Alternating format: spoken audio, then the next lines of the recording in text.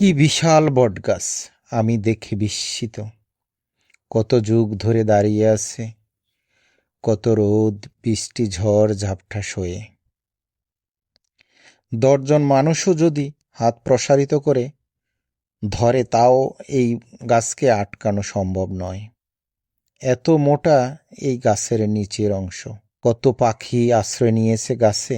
আমি যখন ভিডিওটি ধারণ করছি, ঠিক গাছের অনেক উপরে দুটো মৌচাক দেখতে পেলাম। কত পাখি আশ্রয় নিয়েছে গাছে। গ্রামের কত হাসি, কত কান্না, কত গল্পের সাক্ষী এই বটগাছ। কালের বিবর্তনে অনেক কিছুই পাল্টে গেছে, শুধু এই বটগাছটি অটল দাঁড়িয়ে আছে, যুগ যুগ ধরে ছায়া দিয়ে যাচ্ছে। এই বটগাছের শিকড় ছড়িয়ে পড়ছে চারিদিকে।